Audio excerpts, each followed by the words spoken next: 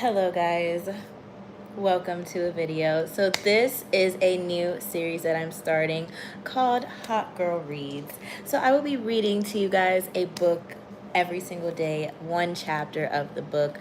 So we are going to go ahead and get started with the 48 Laws of Power. Now guys, so if you want to read this book and you don't have the time and you want to hear me read the book, you may not like how I read. I love to read. You may not have the time to read. You may want to take this as a podcast or whatever you want to do with it. But I am here to read you guys the 48 Laws of Power. I will start with the first chapter of the book, and then we will do a chapter every single day. Okay. So, this is the 48 Laws of Power by Robert Greene. Okay. If you do have this book, you can follow along if you want. I'm not going to read the whole preface. Should I read the preface? I'll read the preface in chapter 1 since this is the first day of this book. Okay. Preface. The feeling of having no power over people and events is generally unbearable to us. When we feel helpless, we feel miserable. No one wants less power. Everyone wants more.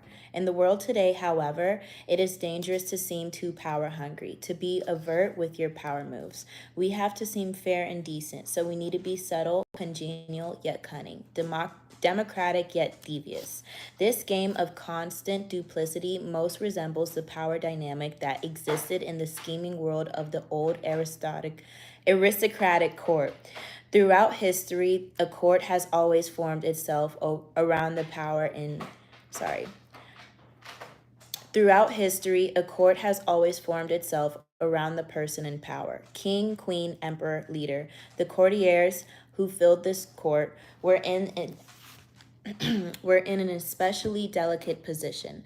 They had to serve their masters, but if they seemed to fawn, if they curried favor too obviously, the other courtiers around them would notice and would act against them. Attempts to win the master's favor then had to be subtle, and even skilled courtiers capable of such subtlety still had to protect themselves from their fellow courtiers, who at all moments were scheming to push them aside. Meanwhile, the court was supposed to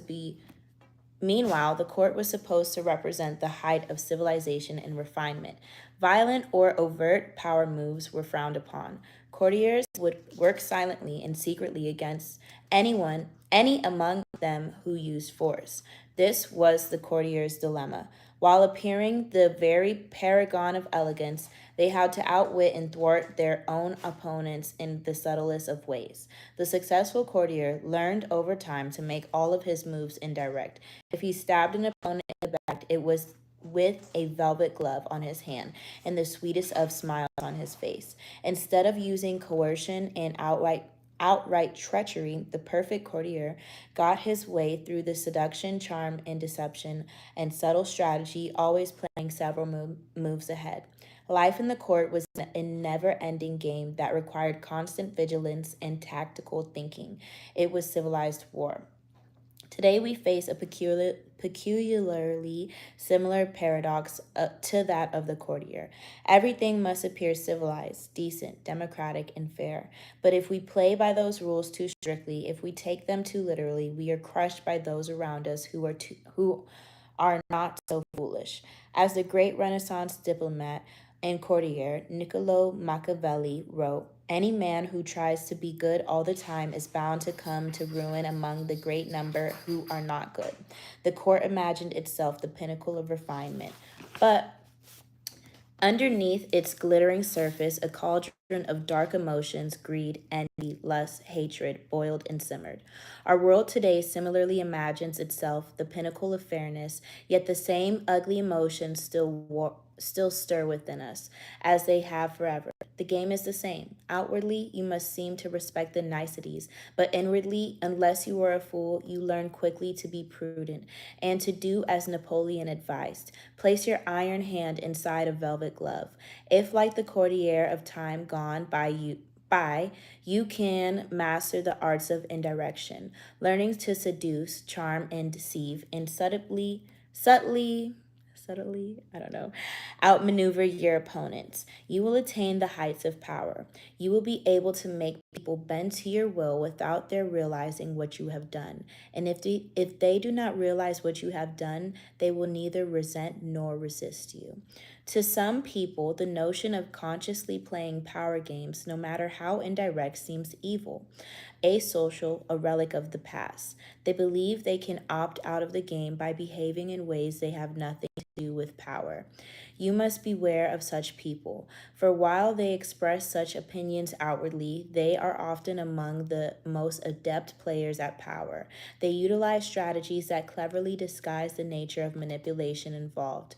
These types, for example, will often display their weakness and lack of power as a kind of moral virtue.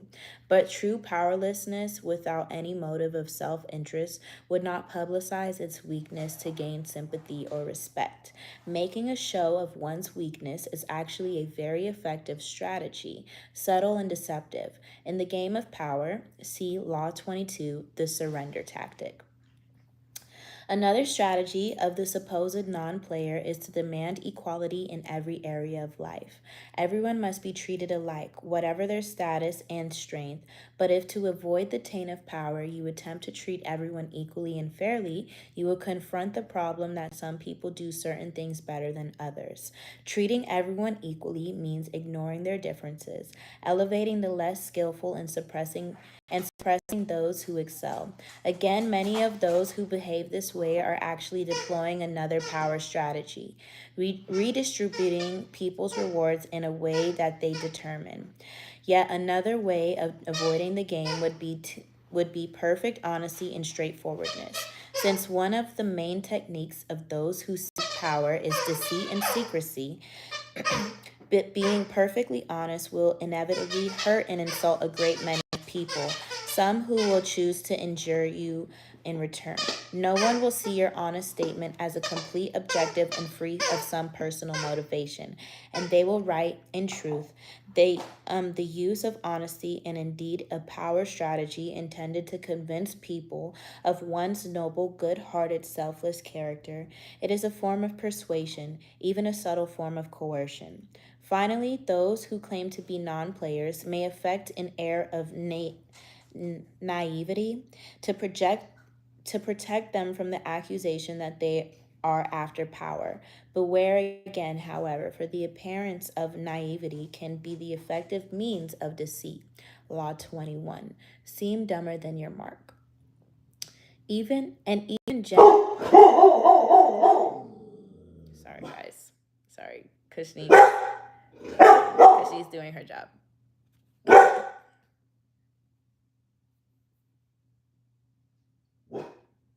Good job. And even genuine naivety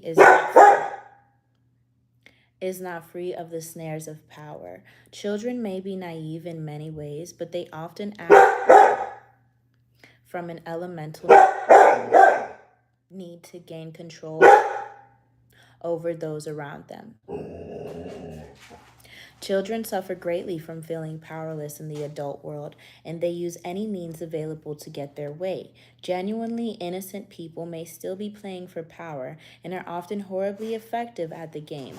Since they are not hindered by reflection, once again, those who make a show or display of innocence are the least innocent of all. You can recognize these supposed non-players by the way they flaunt their moral qualities, their piety, their exquisite sense of justice. But since all of us hunger for power, and almost all of our actions are aimed at gaining it, the non-players merely throw dust in our eyes, distracting us from the power plays with their air of moral superiority. If you observe them closely, you will see, in fact, that they are often the ones most skillful at indirect manipulation, even if some of them practice it unconsciously, and they greatly resent any publicizing of the tactics they use every day. If the world is like a giant scheming court and we are trapped inside it, there is no use in trying to opt out of the game.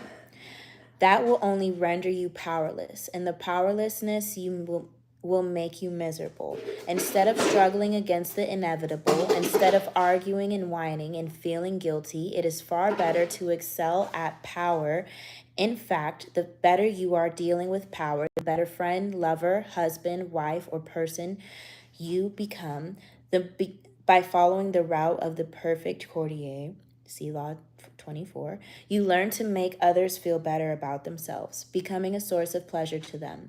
They will grow dependent on your abilities and desirous of your presence. By mastering the 48 laws of power in this by mastering the 48 laws in this book, you spare others the pain that comes with bungling with power, by playing with fire without knowing its properties. If the game of power is inescapable, better to be an artist than the denier of a bungler. Learning the game of power requires a certain way of looking at the world, a shifting of perspective. It takes effort and years of practice, for much of the game may not come naturally. Certain basic skills are required, and once you master these skills, you will be able to apply the laws of power more easily. The most important of these skills and power crucial foundation is the ability to master your emotions. An emotional response to a situation is the single greatest barrier to power, a mistake that will cost you a lot more than any temporary satisfaction you might gain by expressing your feelings. Emotions cloud reason, and if you cannot see the situation clearly, you cannot prepare for and respond to it with a degree of control. And anger is the most destructive of emotional responses, for it clouds your vision the most. It also has a ripple effect that invariably makes situations less controllable and heightens your enemy's resolve. If you are trying to destroy an enemy who hurts you, far better to keep him off guard by feigning friendliness than showing your anger. Don't worry, guys. The preface is almost done, and then we will get into the juicy chapter 1, okay? Love and affection are also potentially destructive in that they blind you to the often self-serving interests of those whom you least expect of playing a power game. You cannot repress anger or love or avoid feeling them, and you should not try. But you should be careful of how you express them. And most important, they should never influence your plans and strategies in any way. Related to mastering your emotions is the ability to distance yourself from the present moment and think objectively about the past and future. Like Janus, the double-faced Roman deity in the guardian of the gates and doorways, you must be able to look in both directions at once. The better to handle danger from wherever it comes, such is the face you must create for yourself, one face looking continuously to the future and the other to the past. For the future, the motto is no days unalert. Nothing should catch you by surprise because you are constantly imagining problems before they arise. Instead of spending your day dreaming of your plan's happy ending, you must work on calculating every possible permutation and pitfall that might emerge in it. The further you see, the more steps ahead your plan, the more powerful you become. The other face of Janus looks constantly to the past. Though not to remember past hurts or bear grudges, that would only curb your power. Half of the game is learning how to forget those events in the past that eat away at you and cloud your reason. The real purpose of the backward glancing eye is to educate yourself constantly. You look at the past to learn from those who came before you. That caught me off guard. The many historical examples in this book will greatly help that process. Then, having looked to the past, you look closer at hand to your own actions and those of your friends. This is the most vital school you can learn from because it comes from personal experience. You begin by examining the mistakes that you have made in the past, the ones that you have grievously held you back. You analyze them in terms of the 48 laws of power, and you extract them from a lesson and an oath. I shall never repeat such a mistake. I shall never fall into such a trap again. If you can evaluate and observe yourself in this way, you can learn to break the patterns of the past, an immensely valuable skill. Power requires the ability to play with appearances. To this end, you must learn to wear many masks and keep a bag full of deceptive tricks. Deception and masquerade should not be seen as ugly or immoral. All human dece- all human interaction requires deception on many levels, and in some ways, what separates humans from animals is our ability to lie and deceive. In Greek myths, in India's Mahabharata cycle, and in the Middle Eastern epic of Gilgamesh, it is a privilege of the gods to use deceptive art. A great man, Odysseus, for instance, was judged by his ability to rival the craftiness of the gods, stealing some of the divine power by matching them in wits and deception. Deception is a developed art of civilization and the most potent weapon in the game of power.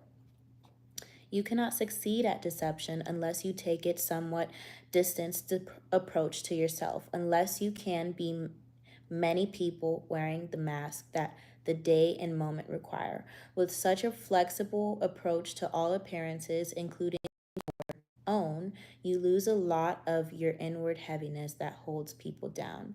Make your face as malleable as the actors. Work to conceal your intentions from others. Practice luring people into traps. Playing with appearances and mastering arts of deception are among the aesthetic pleasures of life. They are also key components in the acquisition of power. If deception is the most potent weapon in your arsenal, then patience in all things is your crucial shield. Patience will protect you from making moronic blunders. Like mastering your emotions, patience is a skill. It does not come naturally, but nothing in power is natural. Power is more godlike than anything in the natural world, and patience is a supreme virtue of the gods who have nothing but time. Everything good will happen. The grass will grow again, and if you give it time and see several steps into the future, and patience, on the other hand, only makes you look weak. It is a principal impediment to power. Power is essentially immoral, and one of the most important skills to acquire is the ability to see circumstances rather than good or evil. Power is a game. This cannot be repeated too often, and in games you do not judge your opponents by their intentions, but by the effect of their actions. You measure their strategy and their power by what you can see and feel. How often are someone's intentions made by the issue only to cloud and deceive? What does it matter if another player, your friend or rival, intended good things and had only your interests at heart? If the effects of his action lead to so much ruin and confusion, it is only natural for people to cover up their actions with all kinds of justifications, always assuming that they have acted out of goodness. You must learn to inwardly laugh at each time you hear this, and never get caught up in gauging someone's intentions and actions through a set of moral judgments that are really an excuse for accumulation of power. It is a game. Your opponent sits opposite to you. Both of you behave as gentlemen or ladies, observing the rules of the game and taking nothing personally. You play with a strategy and you observe your opponent's moves with as much calmness as you can muster. In the end, you will appreciate the politeness of those you are playing with more than their good and sweet intentions. Train your eye to follow the results of their moves, the outward circumstances, and do not be distracted by anything else. Half of your mastery of power comes from what you do not do, what you do not allow yourself to get dragged into. For this skill, you must learn to judge all things by what they cost you. As Nietzsche wrote, the value of a thing sometimes lies not in what one attains with it, but in what one pays for it and what it cost us. Perhaps you will attain your goal, and a worthy goal at that, but at what price? Apply this standard to everything, including whether to collaborate with people or to come to their aid. In the end, life is short. Opportunities are few, and you have only so much energy to draw on. And in this sense, it is important a consideration as any other. Never waste valuable time or mental peace of mind on the affairs of others. That is too high of a price to pay. Power is a social game. To learn and master it, you must develop the ability to study and understand people. As the great 17th century thinker and courtier Balstar Gracian wrote, many people spend time studying the properties of animals or herbs. How much more important it would be to study those of people with whom we must live or die. To be a master player, you must also be a master psychologist. You must recognize motivations and see through the cloud of dust with which people surround their actions. An understanding of people's hidden motives is the single greatest piece of knowledge you can have in acquiring power. It opens up endless possibilities of deception, seduction, and manipulation. People are of an infinite complexity, and you can spend a lifetime watching them without ever fully understanding them. Sorry. Oh my God. Is this still going? Okay. Sorry, I was getting a call.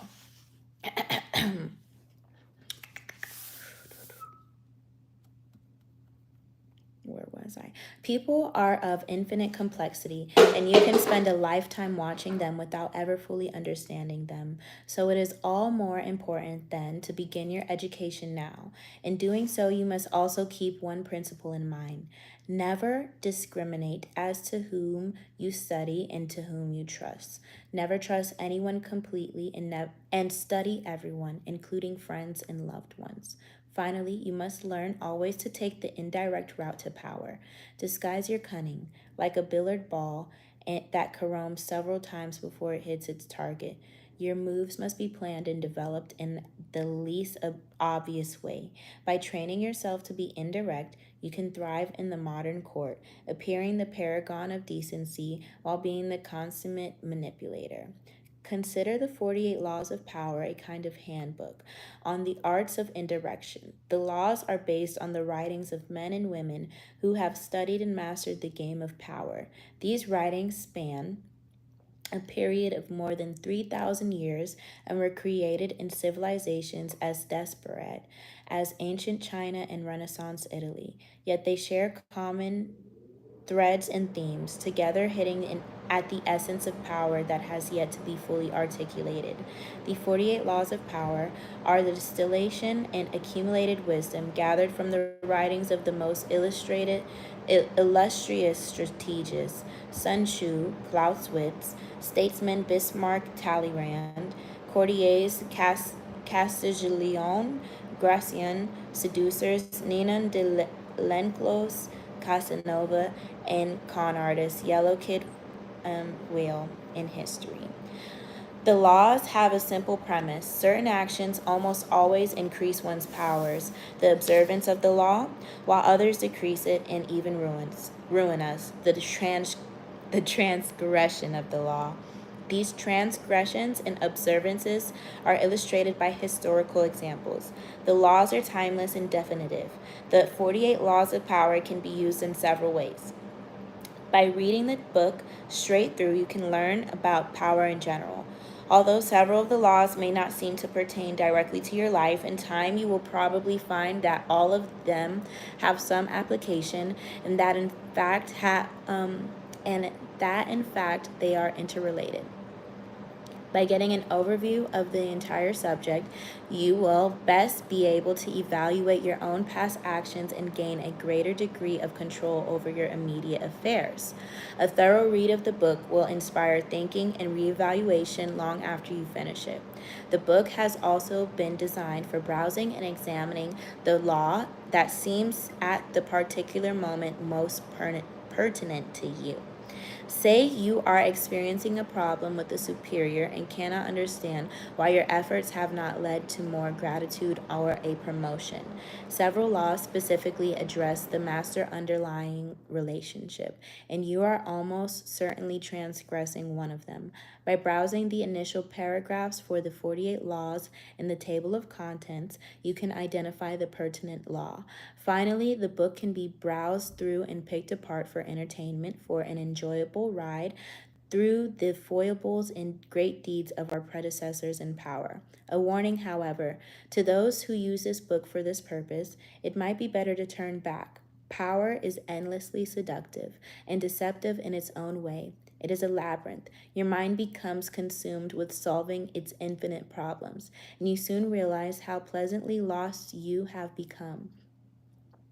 In other words, it becomes most amusing by taking it seriously. Do not be frivolous with such a critical matter. The gods of power frown on the frivolous. They give ultimate satisfaction only to those who study and reflect, and punish those who skim the surfaces looking for a good time. Any man who tries to be good all the time is bound to come to ruin among the great number who are not good. Hence, a prince who wants to keep his authority must learn how to not be good, and use that knowledge or refrain from using it as necessity requires. The Prince Niccolo Machiavelli, 1469 to 1527. Okay, guys, so that was a preface. I'm going to drink a little water, and then we're going to just get into the juice up. Chapter 1, Law 1, okay? Give me a minute.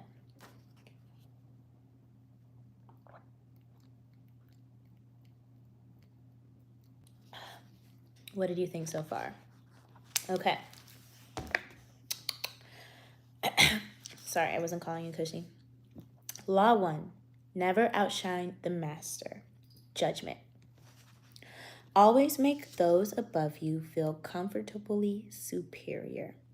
In your desire to please and impress them, do not go too far in displaying your talents, or you might accomplish the opposite, inspire fear and insecurity. Make your masters appear more brilliant than they are, and you will attain the heights of power. Transgression of the law. Nicolas Fouquet, Louis XIV's finance minister in the first years of his reign, was a generous man who loved lavish parties, pretty women, and poetry. He also loved money, for he led an extravagant lifestyle. Sorry guys. Fouquet was clever and very much indispensable to the king. So when the prime minister, Jules Mazarin, died in 1661, the finance minister expected to be named the successor. Instead, the king decided to abolish the position. This and other signs made Fouquet suspect that he was falling out of favor, and so he decided to ingratiate himself with the king by staging the most spectacular party that he would have ever seen. Excuse me. The party's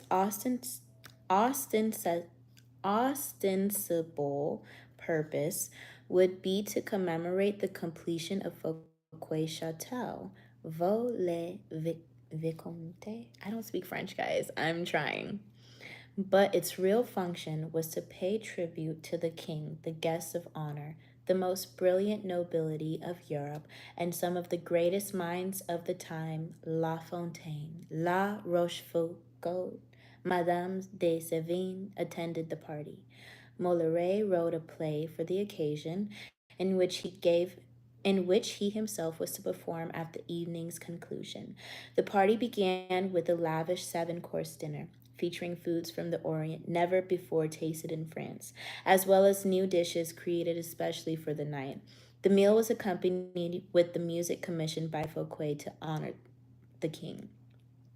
After dinner, there was a promenade through the chateau's gardens. The grounds of the fountains of Vaux-le-Vicomte were the inspiration for Versailles. Fouquet personally accompanied the young king through the geometrical aligned arrangements of shrubbery and flower beds. Arriving at the gardens canals, they witnessed a fireworks display, which was followed by the performance of Molière's play. The party ran well into the night, and everyone agreed it was the most amazing fair they had ever attended. The next day, Fouquet was arrested by the king's head musketeer, d'Artagnan. I don't know. 3 months later, he went on trial for stealing from the country's treasury.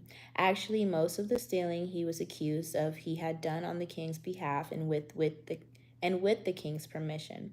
Fouquet was found guilty and sent to the most isolated prison in France, high in the Pyrenees Mountains, where he spent the last 20 years of his life in solitary confinement. Interpretation. Louis XIV, the Sun King, was a proud and arrogant man who wanted to be the center of attention at all times. He could not countenance being outdone in lavishness by anyone, and certainly not by the finance minister.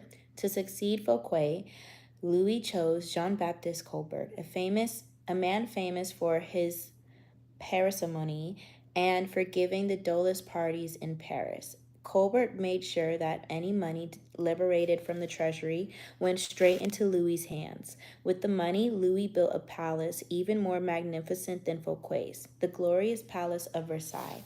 He used the same architects, decorators, and garden designers. And at Versailles, Louis hosted parties even more extravagant than the ones that cost Fouquet his freedom. Let us examine the situation. The evening of the party, as Fouquet presented spectacle on spectacle to Louis, each more magnificent than the one before, he imagined the affair as demonstrating his loyalty and devotion to the king. Not only did he think the party would put him back in the king's favor, he thought it would show his good taste, his connections, and his popularity, making him indispensable to the king and demonstrating that he would make an excellent prime minister. However, each new spectacle, each appreciative smile bestowed by the guests on Fouquet made it seem to Louis that his own friends and subjects were more charmed by the finance minister than by the king himself, and that Fouquet was actually flaunting his wealth and power. Rather than flattering Louis XIV, Fouquet's elaborate party offended the king's vanity. Louis would not admit this to anyone, of course. Instead, he found a convenient excuse to rid of himself of a man who had inadvertently made him feel insecure. Such is the fate, in some form or other, of all those who unbalance the master's sense of self, poke holes in his vanity, or make him doubt his preeminence. When the evening began, Fouquet was at the top of the world. By the time it had ended, he was at the bottom. Voltaire, 1694 to 1778. The observance of the law. Observance of the law. In the early 1600s, the Italian astronomer and mathematician Galileo found himself in the precarious position. He depended on the generosity of the great rulers to support his research, and so, like all Renaissance scientists, he would sometimes make gifts of his inventions and discoveries to the leading patrons of the time. Once, for instance, he presented a military compass he had invented to the Duke of Gonzaga. Then he dedicated a book explaining the use of the compass to the Medicis. Both rulers were grateful, and through them, Galileo was able to find more students to teach. No matter how great the discovery, however, his patrons usually paid him with gifts, not cash. This made for life a constant insecurity and dependence. There must be an easier way, he thought. Galileo hit on a new strategy in 1610 when he discovered the moons of Jupiter. Instead of dividing the discovery among his patrons, giving one the telescope he had used and dedicating to a book to another, and so on, as he had done in the past, he decided to focus exclusively on the Medicis. He chose the Medicis for one reason. Shortly after Cosimo, I had established the Medici dynasty. In 1540, he had made Jupiter the mightiest of the gods, the Medici symbol, a symbol of the power that went beyond politics and banking, one linked to ancient Rome and its divinities. Galileo turned his discovery of Jupiter's moons into a cosmic event, honoring the Medici's greatness. Shortly after the discovery, he announced that the bright stars, the moons of Jupiter, offered themselves in the heavens to his telescope, and at the same time as Cosimo II's enthronement. He said that the number of moons, 4, harmonized with the number of the Medicis. Cosimo II had 3 brothers, and that the moons orbited the Jupiter as these 4 suns revolved around Cosimo I, the dynasty's founder. More than coincidence, this showed that the heavens themselves reflected the ascendancy of the Medici family. After he dedicated the discovery to the Medicis, Galileo commissioned an emblem representing Jupiter sitting on a cloud with the 4 stars circling about them. He presented this to Cosimo II as a symbol of his link to the stars. In 1610, Cosimo II made Galileo his official court philosopher and mathematician with a full salary. For a scientist, this was a coup of a lifetime. The days of begging for patronage were over. Interpretation. In one stroke, Galileo gained more with his new strategy than he had in the years of begging. The reason is simple. All masters want to appear more brilliant than other people. They do not care about science or empirical truth or the latest invention. They care about their name and their glory.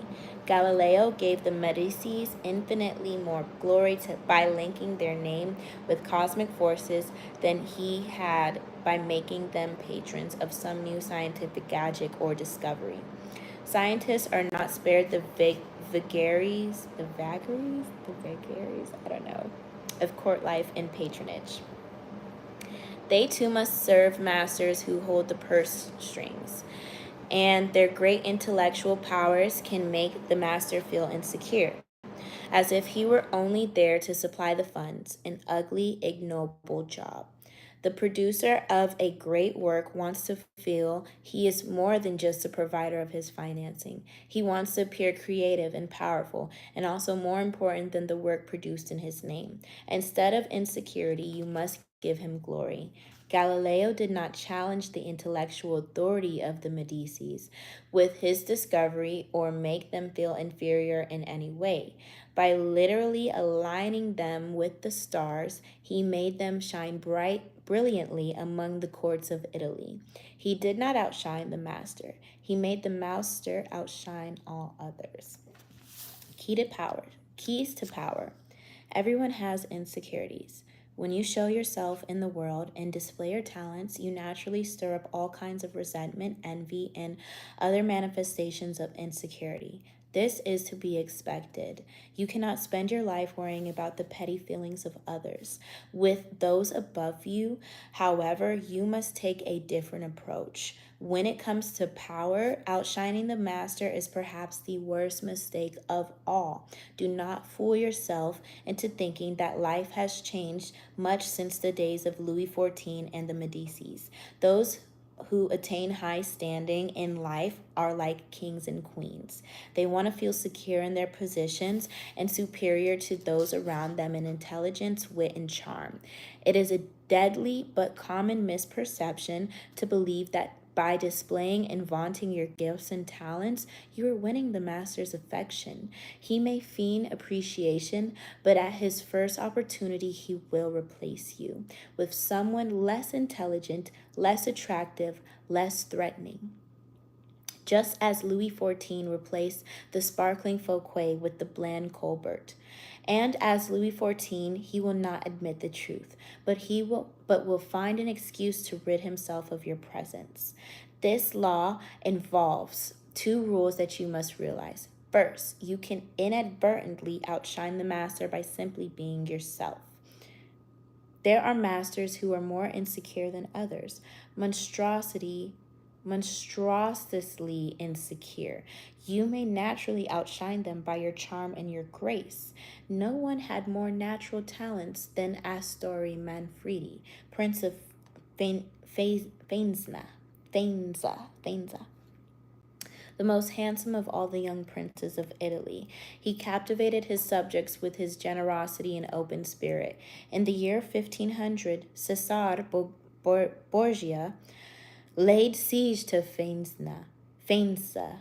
When the city surrendered, the citizens expected the worst from the cruel Borgia, who, however, decided to spare the town. He simply occupied its fortress, executed none of its citizens, and allowed Prince Manfredi, 18 at the time, to remain with his court in incomplete freedom. A few weeks later, though, soldiers hauled Astor Manfredi away to the Roman prison. A year after that, his body was fished out of the river Tiber, a stone tied around his neck. Borgia justified the horrible deed with some sort of trump charge of treason and conspiracy, but the real problem was that he was notoriously vain and insecure. The young man the young man was outshining him without even trying. Given Manfredi's natural talents, the prince's mere presence made Borgia seem less attractive and charismatic. The lesson is simple.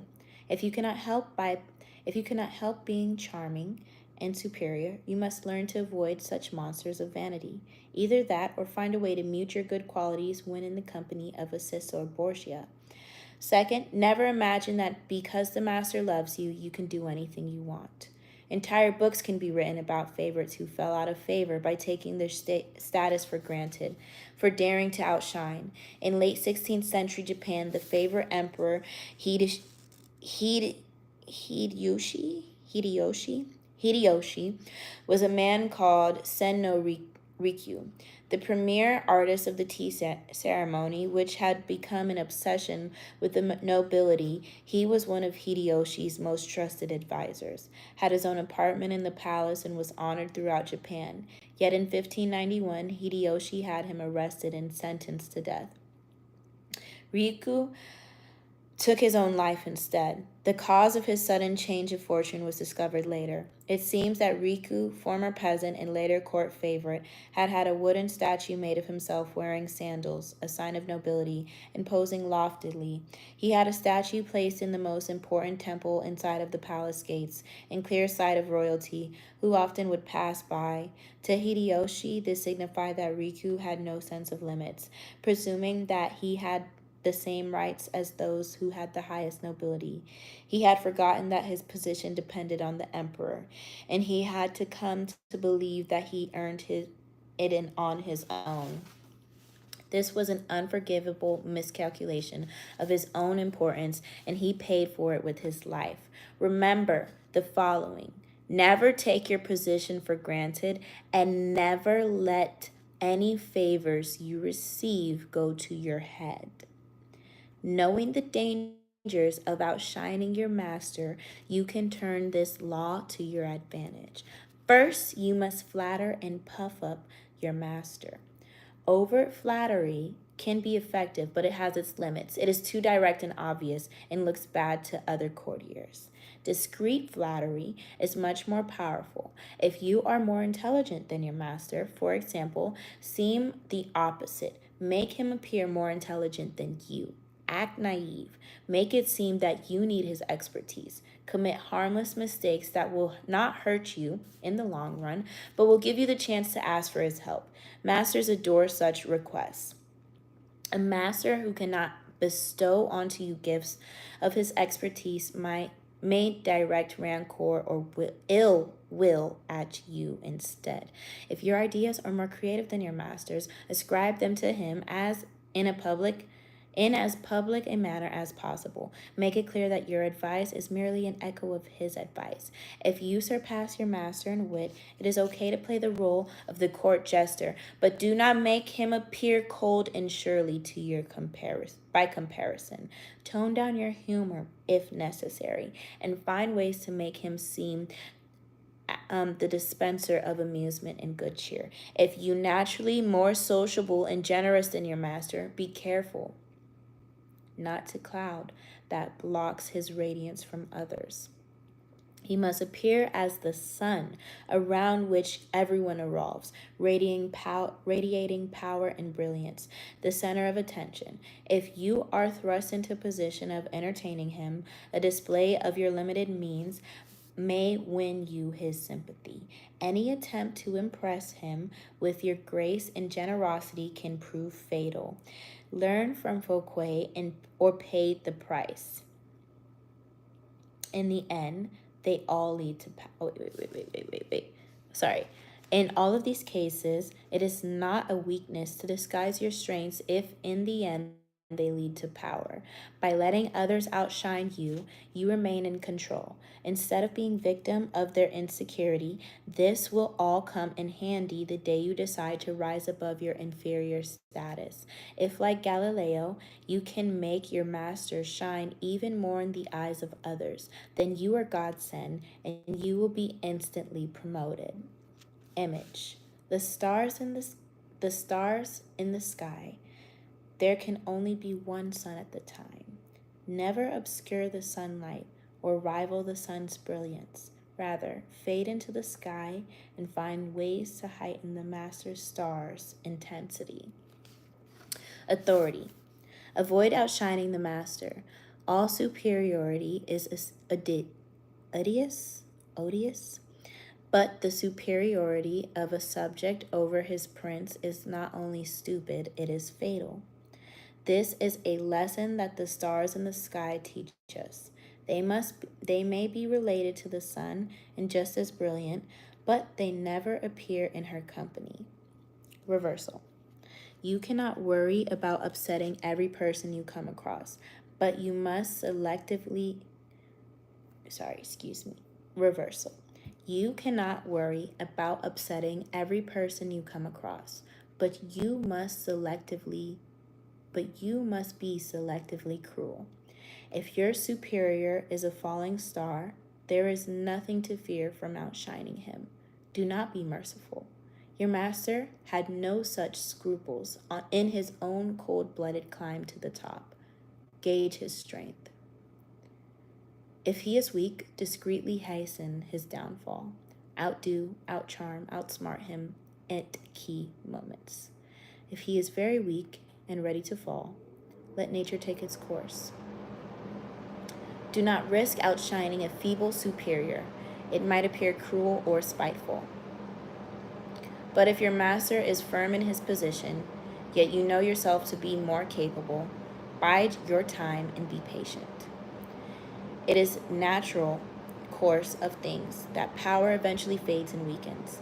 Your master will fall someday, and if you play it right, you will outlive and someday outshine him. Guys, if you made it to the end of this stream, be sure to come back tomorrow for chapter 2. Let me know your thoughts below. Go ahead and purchase this book by Robert Greene called The 48 Laws of Power if you want to take notes, if you want to reread it, if you want to follow along with how I'm reading it, if you have any notes on my pronunciation or enunciation on anything, let me know. And I will catch you tomorrow for our book club called Hot Girls Read. Hot Girl Reads. If you're not even a girl, you might just be hot because you're reading. If you're not even reading and you're listening, you're still listening, and I'm reading a book, so you're reading, so you're hot. I don't know, guys. If you want more live streams like this, let me know.